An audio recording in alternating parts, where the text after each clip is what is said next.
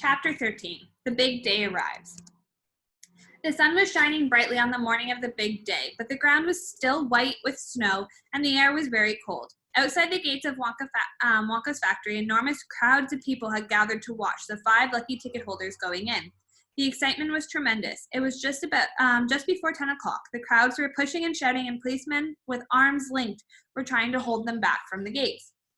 Right beside the gates, in a small group that was carefully shielded from the crowds by police, stood the 5 famous children, together with the grown-ups who had come with them. The tall, bony, old figure of Grandpa Joe could be seen standing quietly among them, and beside him, holding tightly on his arm, was little Charlie Bucket himself. All the children except Charlie had both their mothers and fathers with them, and it was a good thing that they had. Otherwise, the whole party might have gotten out of hand. They were so eager to get going that their parents were having trouble to hold them back by force, to prevent them from climbing over the gates. "Be patient," cried the father. "Be still, it's not time yet. It's not 10 o'clock. Behind him, Charlie Bucket could hear the crowd shouting. And as the crowds pushed and fought to get a glimpse of the famous children. "There's Violet Beauregard," he heard someone shouting.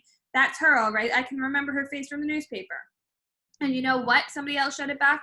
"She's still chewing that dreadful piece of gum she had for 3 months. You look at her jaws. They're still working on it." "Who's that big fat boy?" "That's Augustus Gloop." "So it is. Enormous, isn't he?" "Fantastic. Who's the kid with the picture of the Lone Ranger stenciled on his windbreaker?" "That's Mike TV. He's a television fiend." "He must be crazy. Look at all those crazy pistols he's got hanging over him." "The one I want to see is Veruca Salt," shouted another one, the voice in the crowd. "She's the girl whose father bought up 500,000 candy bars and then made the workers in the peanut factory unwrap them until they found the golden ticket. He gives her anything she wants, absolutely anything. She only has to start screaming and she gets it." "Dreadful, isn't it? Shocking, I call it.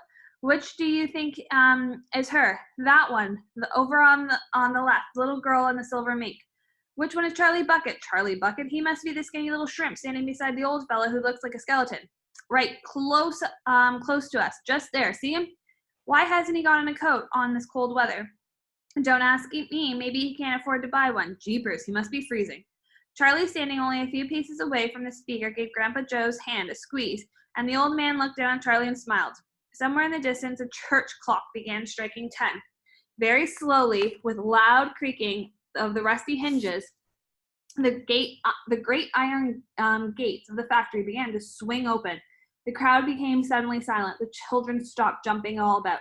All their eyes were fixed upon the gates. "There he is," somebody shouted. "That's him." And so it was.